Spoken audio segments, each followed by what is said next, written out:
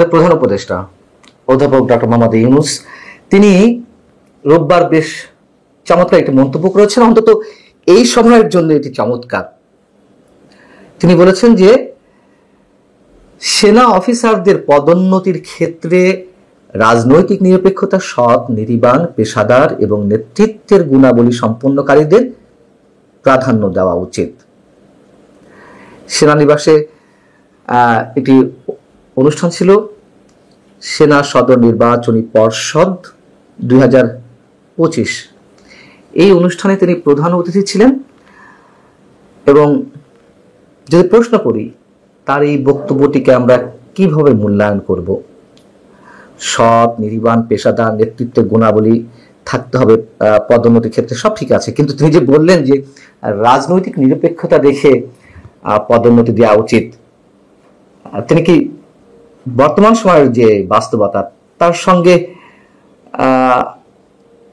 আমরা এটিকে হাস্যকর কোনো কিছুর সঙ্গে তুলনা করব? তার কারণ তিনি নিজেই তো সেনাবাহিনীকে নিজের স্বার্থে ব্যবহার করতে চাইছেন ফ্রম দ্য বিগিনিং। সেনাপ্রধান জেনারেল ওয়াকারুজ্জামানকে তিনি অবদমিত করে রাখার চেষ্টা করছেন বা করে আসছেন, করছেন।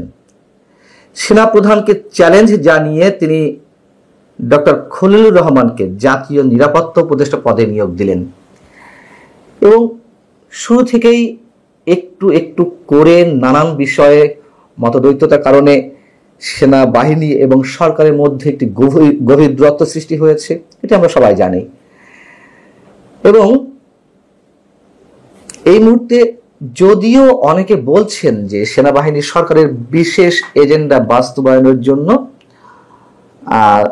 সবশেষ বা শেষমেশ তারাও একযোগে সামিল হয়েছেন, অনেক বিষয়ে প্রশ্ন উঠছে, যদিও আমরা বিষয়টি এখনো পরিষ্কার নয়। ব্যক্তিগতভাবে আমার কাছে এসব কিছু এত সহজে এখনই মন্তব্য করতে চাইছি না। এবং এ কথা তো সত্য যে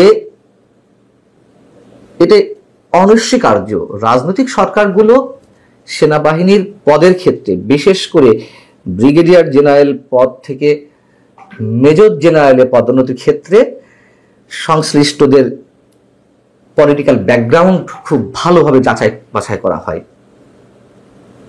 বিএনপির সময় বিএনপির মতো দেখে যে এই পদোন্নতির ক্ষেত্রে সংশ্লিষ্ট কর্মকর্তা কোন দলের অনুগত বা তার পারিবারিক ব্যাকগ্রাউন্ড, ফ্যামিলির নানান ধরনের তথ্য ইত্যাদি ইত্যাদি যাচাই করা হয়, এটা সত্য কথা। কিন্তু বর্তমানে তো একটি অন্তর্বর্তী সরকার মানে দল নিরপেক্ষ সরকার, কিন্তু ডক্টর মোহাম্মদ ইউনূস কি সেই দল নিরপেক্ষতার পরিচয় দিতে পেরেছেন আজ অবধি? প্রশ্নই ওঠে না, কোনোভাবেই না। এবং তিনি যে নিজেই একটি দল করেছেন, তিনি নিজে একটি কিংস পার্টি গঠন করেছেন, এটা তো সর্বজন বিদিত। অতএব তার মুখ থেকে যখন উচ্চারিত হয় যে সামরিক কর্মকর্তাদের পদোন্নতির ক্ষেত্রে রাজনৈতিক নিরপেক্ষতা যাচাই করা উচিত বা রাজনৈতিকভাবে নিরপেক্ষ ব্যক্তিদের পদোন্নতি দেওয়া উচিত, এটা সত্যিই আমাদের কাছে তামাশাপূর্ণ বলে মনে হয়। যেমন গয়েশ্বরচন্দ্র রায়, বিএনপি স্থায়ী কমিটির সদস্য, তিনি মুন্সিগঞ্জে বিএনপি একটি অনুষ্ঠানে বেশ চমৎকার একটি মন্তব্য করেছেন, চমকপ্রদ এই সময়ের জন্য এবং চরম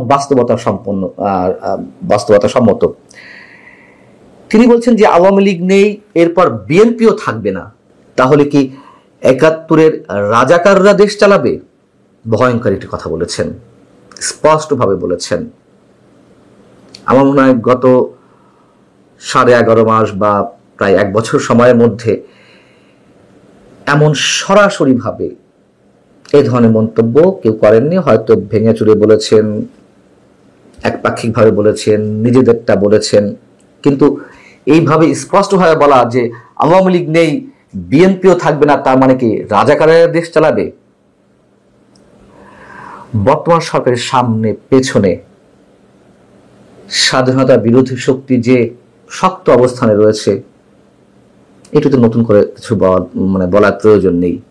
কাদের মাধ্যমে সরকার পরিচালিত হচ্ছে তাও সবার কাছে স্পষ্ট। যতদূর জানি গয়েশ্বরচন্দ্র রায় নিজেও একজন মুক্তিযোদ্ধা এবং একজন মুক্তিযোদ্ধার পক্ষে বর্তমানে যা কিছু চলছে সেটা কোনোভাবেই মেনে নেওয়া সম্ভব নয়, তিনি যে দলেরই হন না কেন।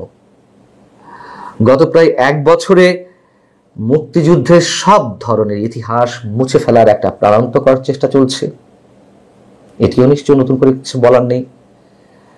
শুধুমাত্র নামকো আসতে 71-এর শহীদদের, বীর শহীদদের স্মরণ করা হচ্ছে, করতে হয় তাই করা রাষ্ট্রীয় প্রোটোকল অনুযায়ী। যদি এই বিষয়টি রাষ্ট্রীয় প্রোটোকলের মধ্যে না থাকতো ওই স্মরণটুকুও করা হতো না, এটুকু আমরা নির্দ্বিধায় বলতে পারি।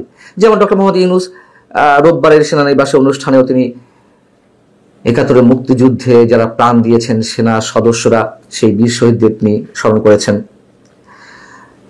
গয়েশ্বরচন্দ্র রায় যেভাবেই বলুন না কেন, যেভাবেই হোক না কেন, তিনি আওয়ামী লীগের নাম উচ্চারণ করেছেন।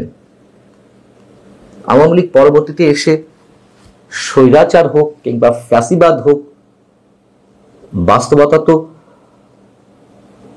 71-কে আওয়ামী লীগ বাদ দিয়ে তো 71-এর ইতিহাস নির্মাণ করা যাবে না, বঙ্গবন্ধুকে বাদ দিয়ে 71-এর ইতিহাস নির্মাণ করা যাবে না, লেখাও যাবে না কোনোভাবে।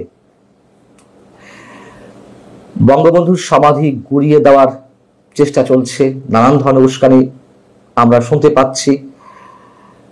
ঠিক একইভাবে বিএনপি প্রতিষ্ঠাতা সাবেক রাষ্ট্রপতি জিয়াউর রহমানের নামও মুছে ফেলার এক ধরনের চেষ্টা শুরু হয়েছে। বঙ্গবন্ধুর সমাধি যেমন মাটির সাথে মিশিয়ে দেওয়ার একটা চক্রান্ত চলছে, ঠিক তেমনই নাকি সংসদ ভবনের পাশে অবস্থিত জিয়াউর রহমানের সমাধিও মাটির সাথে গুঁড়িয়ে দেওয়ার একটা কথাবার্তা গুঞ্জন আমরা নানানভাবে শুনছি। এটি একটা এক্সাম্পল দিলাম, সর্বোচ্চ পর্যায়ে থেকে একটা এক্সাম্পল। এর বাইরে আরো অনেক কিছু চলছে। এখন যদি বিএনপি আসলে এই মুহূর্তে বুঝে উঠতে পারে যে আসলে বর্তমান বাস্তবতায় কোন জায়গায় আমরা রয়েছি, কোথায় বাংলাদেশ যেতে চলেছে, কোন আদর্শকে ধারণ করে বিশেষ একটি গোষ্ঠী তারা সবকিছু নিয়ন্ত্রণ করছে, বুঝলে ভালো। আওয়ামী লীগের নেতাকর্মীদের বিচার হবে নানান অপরাধের কারণে, বারবার আমরা তো বলি, এটি অস্বীকার করার কোনো কায়দা নেই, সমর্থন না করার কোনো কায়দা নেই, কিন্তু সেটি করার নামে যা কিছু চলছে সেই চলার ধারাবাহিকতায় যে বিএনপিকেও জড়িয়ে ফেলা হচ্ছে, বিএনপির অস্তিত্ব সংকটের সম্মুখীন, এটি বিএনপি নেতারা যদি বুঝে থাকেন ভালো, যেমনটি স্পষ্ট উচ্চারণ করেছেন গয়েশ্বরচন্দ্র রায়। এখন তার এটি ব্যক্তিগত উপলব্ধি হয়ে থাকলে সেটিও ভালো। যদি দলীয়ভাবে এই উপলব্ধি তারা করে থাকে এবং সেইভাবে রাজনীতির মাঠে তারা অবস্থান নিতে পারে, তাহলে অবশ্যই এই মুহূর্তে আমাদের সবার জন্য ভালো, নইলে বিপদ কিন্তু সবার জন্যই। ভালো থাকুন, আল্লাহ হাফিজ।